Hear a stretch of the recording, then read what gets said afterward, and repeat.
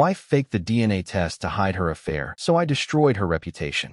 I, 33 male, have been married to Leona, 31 female, for 5 years. We both really love children, so we didn't waste much time having kids of our own once we got married. We have just 1 child, but we had plans for 2 more. That's very likely not going to happen anymore, because I'm really suspicious of the 1 child that we have. And to be honest, I really don't think the kid is mine. The idea of it alone is destroying me, and I'm sure if I find out that it is the case, it is going to hurt me even more. The first thing that made me suspicious was when she got pregnant. The week she was ovulating, I was really unwell. When I got better, we were intimate together. From my calculations, it shouldn't have been too late for her to conceive. I know that the egg can stay around past the actual ovulation date, and there's always the fact that we don't truly know the actual ovulation date. However, the dates just didn't add up in my head, and I accepted that there was a big chance I was wrong. So I didn't dwell on that too much. I think I actually would have let it go if not for the fact that I felt like the baby didn't look like me, and it didn't look like her either. She claimed that the baby looked like her grandpa, who had long since passed, and when she mentioned it to her parents, they kind of saw it. That felt off to me because I would assume they'd be able to see the resemblance much better than she was able to. Again, I let it go, though, because part of me felt like I was just looking for an excuse. I expected to really be able to see any resemblance when our kid was a little older. So I let it go. To be honest, it was really depressing to have to even consider that your own child wasn't yours. So I think part of me just tried to avoid the topic as much as possible. Our child is 3 years old now, and as far as I'm concerned, you don't need to wait any longer to really be able to see what the child looks like. She doesn't look like me, and I know that's fair. She doesn't look like her mom either, and that really worries me. I have a very close friend who dealt with paternity fraud, so it is very possible that that is what is making me overthink this. However, I'd rather overthink it and be taken for a fool for way too many years of my life. Before you ask me why I haven't taken my child for a paternity test already, it's because if I do it, I want to be upfront about it. I don't want to be sneaky simply because I think my marriage deserves that honesty in it, especially if I want to be a better person than she is. Call it stupid, whatever. It's just the way that I want to do things. I also didn't want to mention this because I hate the way that it makes me feel, but I felt very insecure about her relationship with a guy who started working at her workplace around the time that she conceived. I knew that he liked her, but she claimed that she couldn't see it and he was just being friendly. I don't know if it's part of the reason why my mind has been fixated on this situation recently. I don't think our child looks like him either. So there's that. I know I sound like I'm overthinking, and that's fine. I just wanted to see what advice or kind words I could get here. I'm fully prepared to confront her and ask her to let us do a paternity test. I know it's like throwing a bomb into our marriage, but I'm an honest person and I love her, so I don't want to do anything behind her back. If I had more basis for my suspicions, I promise I would have gone behind her back and done it. But I don't think she deserves that. I don't think anything will change my mind in that regard. Anyway, I'll go ahead and confront her, and once I do, I suppose I'll take things from there. I'll do my best for her to understand where I'm coming from, though. I do expect her to take offense no matter what. Plus, I think I'll be able to learn a lot from her response. Update 1. If you haven't read my last post, you can do that to get the full context of what's going on in my life. I've confronted my wife about getting a paternity test for our child, and of course, it went as badly as I expected it would. That's fine, though, since I anticipated that things would go that way. I sat her down and tried my best to calmly explain to her that I had had issues with how our child had been conceived. I explained to her how I had been really unwell that week and how we assumed that we had missed the ovulation window. She cut me off to tell me that our idea of the ovulation window wasn't exact, and I agreed with her on that, which was exactly why I hadn't been too fixated on it at that time. I told her that it wasn't an issue for me through the pregnancy, but when we had our child and she looked like neither of us, that was when I was really concerned. Once again, she interrupted me and told me that the child looked like her grandpa. I responded by telling her I had accepted that, but her parents didn't see the resemblance as much as she seemed to because they didn't seem very convinced the day she brought it up. She told me to cut to the chase and say what I was trying to say. I let her know that I had doubts about the paternity of our child and that I had had doubts since she told me she was pregnant. I let her know that I wanted to have a paternity test done and I chose to go through the right route instead of taking our child to go and get one done secretly. She was extremely angry, which is what I expected, and she said I was foolish for thinking that she had ever been unfaithful to me. She was insulted by that, and again, I get it. I told her that I understood and I was sorry, but it was the kind of thing that I would rather try and be sure about when our child was 3 years old. I felt like she was trying to subtly dissuade me from doing it because she was saying it was going to be a waste of time and money for the two two of us. However, I feel like someone who is absolutely sure that they never cheated would rather just wait for that big "I told you so" moment instead of trying to say there was no point. Eventually, she recognized that I wasn't going to back down, and she told me to go ahead, but she claimed that I was going to regret it at the end of the day. So I accepted that. I told her that we had to go together, and very reluctantly, she chose to go along with me. I noticed that she wanted to know when the results were going to be out. She asked me once. I didn't know the answer. She asked the nurse there, who gave an answer, and then she still asked the doctor. When she established that it was going to take several days, she seemed fine with it. They asked how we'd like the results to be delivered, and she proposed that we have it sent by post so that we'd be able to see the physical evidence loud and clear. I agreed to that. The test was done with samples collected from me and my daughter, and that was it. It was a lot simpler than I thought it was going to be. That's where we are right now. I've done the confronting, which is the hard part, and now all I need to do is wait. The fact she agreed to come along with me sort of makes me feel better, but I won't feel perfectly okay until I see the result. At the moment, I feel like it is the anxiety that is going to destroy me. If my daughter's mine, then I'll be happy, but I'll have to deal with a hurt wife. If she isn't mine, then I'll have to deal with my life falling apart in an even worse way. I don't know how I'll deal with that, but when the time comes, I guess I'll figure it out. Before we continue with what happens next, if you're enjoying this story, please hit that like button and subscribe to the channel. Trust me, you won't want to miss how this unfolds. Drop a comment below telling me what you would have done in this situation. Update 2. Things have taken a turn that I never expected. And to be quite honest with all of you, I'm completely crushed. I don't even know how to handle the things that I've been through. I'm going to describe this exactly how it happened, so you might be able to understand the emotions that I went through. The first thing was that the results for the paternity test eventually came in the mail. It came when I was at work and she was at home. She called me to let me know that they had come, and she told me that she wasn't going to open the envelope until I was back, and I was glad to hear that. When I eventually got back, it was the very first thing that I asked that we do because it had been destroying me with the anxiety for the entire week that we waited. So, to finally have it, I just needed to know what my fate was. She tried to get me to calm down and settle in first, but ultimately I won. I noticed that I was the only person who was nervous. She seemed more nervous when we were doing the test, but at that moment, she didn't seem to have many worries. Anyway, she let me open the envelope. I pulled out the test result and saw that I was the father of my daughter. To be honest, I felt a lot of relief. I had lived with doubt in my mind for several years, and in that moment, I finally found out the truth. The very first thing that I did was to apologize to her because I knew that I had messed up. I told her that the moment the doubt was in my mind, there was no way for me to fix it but to do the test. I accepted that she'd hold it against me for some time, but I just wanted her to understand I needed the truth. Of course, she held it against me, and I expected that. I took it with as much grace as I had. The part where things really took a turn was when I was talking with my friend about the situation, and I sent him a picture I had taken of the test results. During all my doubts, he was the sole person I had confided in. He had been of the opinion that I should have done the test without her knowledge, and he still maintained that. However, he accepted that I was the father since he had already convinced himself I wasn't, and he had started to harbor ill feelings towards Leona. He reached out to me several hours later and asked me whether I was sure that the envelope had been sealed. I had been the one to open it myself and let him know. It seemed like he wanted Leona to be the villain at all costs, but I didn't say that to him. He asked me if I was sure it hadn't been resealed, and I said that there was no way I could know that. I asked him why he was asking all those questions, and he said that he was convinced that the document had been edited. At that point, it just seemed like he was grasping at straws. I just wanted to be free of all the drama, but I decided to hear him out. That was when he showed me what he had seen. He showed me the part with the interpretation of the results as the probability of paternity, and he said that the text looked like it wasn't set right, as if it had been added after the fact. At that point, I started to think that he was just trying to make Leona out to be the villain no matter what. I told him that might be a stretch, but he showed me all his reasons for thinking the text had been edited. And to be honest, it sort of made sense because they didn't align with the margins the way the rest of the text did. I told him there was a pretty easy way to confirm the results hadn't been tampered with, and all I had to do was go to the lab and have them reprint it for me. So that was exactly what I did. All I had to do was confirm that I was who I said I was, and then they printed it out for me. I didn't even wait to get into the car before I opened the new envelope. My friend was actually right. She had somehow edited the paternity test to say that I was the father. It was crazy to me because it was a bunch of numbers that are clearly for the more scientifically inclined, and those were untouched because I never would have been able to interpret them on my own. She knew that. However, she changed the interpretation that was on the result because that was all I was going to care about, and she was right. The way I felt is genuinely indescribable because at that moment, not only did I find out that my daughter wasn't mine, not only did I find out my wife had lied to me, but I found out she tried to take me for an absolute fool by forging the results of the paternity test. It was insane to me. I had to actually claw myself back from confronting her immediately. I wanted to so badly, but I knew that it would be better for me to be smart in that situation. I had been foolish by trying to be an honest husband in the first place. I should have done everything in the background in the first place, and I never would have had to deal with the forged paternity test in the first place. I sat in my car a very long time trying to get my emotions under control. My mind was all over the place, and quite understandably, once I had calmed down, I went straight to checking for divorce lawyers in the area. I needed one with good reviews. So I sat in the car for about a full hour while looking for one who fit all the criteria that I was looking for. Eventually, I found one, placed a call, and went straight to his office. I've set that up, and the papers are ready to be served at this point. Update 3. I'm going to get straight to the point this time around. When the divorce papers were ready, I had Leona served right away. I was going to do the confronting after she wondered what was going on, though I'm sure her mind would zero in on the fact that I might have found out the truth. I wasn't at home when she was served, and she called me 5 times and sent a bunch of messages. But I knew that I wasn't going to respond to her until I was in the house with her. I think confrontations like that are best done in person because you don't give the person any time to think up a stupid excuse for their behavior. When I got home, she didn't try to take the high ground. She was submissive, and she waited for me to speak before she said anything. I asked her if she had any idea of why I wanted a divorce, and thankfully, she didn't try to act like she was clueless. She nodded innocently, and it upset me because she was trying to be meek as if it was going to make me softer with her. I asked her who she had been intimate with, but she didn't want to answer that question. I didn't want to be overly aggressive, but I wanted an answer to that question no matter what because I knew that I deserved it. I'd been raising someone else's child as my own, so I was owed that at the barest minimum. I did have to get aggressive in the end, and when I did, she eventually admitted that it was the person she had worked with, but it wasn't a person she spoke about often. She said his name was Edwin. I didn't believe it, but I took it because what else could I do? I told her that she was the worst kind of person. Not only had she been unfaithful to me, she had kept her affair buried for 3 years, and the same affair had yielded a child that wasn't even mine. On top of that, she tried to cover her tracks by forging the results before I got home. I wouldn't have found out if I hadn't scrutinized it. I didn't throw my friend under the bus. I told her that I wished her the absolute worst in life because she had served me a kind of pain that I genuinely did not deserve. I had been a good father to that girl, and I knew that since she was still very young, I'd be able to leave without destroying her. It wasn't something I wanted to do, but when you think about it, what am I meant to do? She's not my child, and she's only 3. It's going to hurt, but she has a real father out there, and it isn't me. It doesn't mean I will stop loving her, but I just have to do it. I let out all my emotions, and she just sat there and took it. When I was done, I started to pack my things. We lived in a rented apartment, and it would have been too big and too expensive for myself, so I just gave it up. I'm not ready to start fighting over that. She tried to get me to stay, but her pleading was very weak because she knew there was no way I was going to stick around. I couldn't even say that I wanted to stay with the kid because she wasn't mine. It's heartbreaking, but what am I meant to do? Life has dealt me a pretty terrible hand. Update 4. This will be my final update on this. Now I'm officially divorced. The proceedings were pretty simple. There was no house in contention and no custody or child support to worry about. I have to pay alimony, but the good thing is that I won't be paying that for long. So, hey, I guess I don't really mind that too much. I knew that I wasn't going to end things like that. I had been burned very badly, so I went straight into telling everyone the truth about her. I took pictures of the fake paternity test and the real one. I wrote a long message explaining the situation in all the ways she had tried to fool me and manipulate me. And then I took my sweet time sending it to as many people as I could. I sent it to all of her family members. If I didn't have their numbers, I sent it to them on Facebook. I posted it on my Instagram story. I sent it out to our mutual friends. I sent it to people she used to go to school with. I sent it to neighborhood groups. I wanted to destroy her reputation, and I think it worked. I didn't respond to anyone who replied looking for details or clarification because my message was super clear. I only responded to her when she called, and when she did, I didn't say a word for the first few minutes. I let her scream and shout. She said that it was private and it was meant to be between the two of us. She said I had betrayed her. She said I had never loved her. It was amusing, but I kept my cool and simply let her know that that was what she deserved. I told her that people needed to know the kind of person she was, and I had done my civic duty in spreading the word. She started to curse me out, but I just hung up on her and blocked her. It hurts because I thought I had the perfect life, but now it is all gone. That's life, I suppose, and all I can do at this point is try to move on. I'll do my best in that regard, and I'll try to take life a day at a time.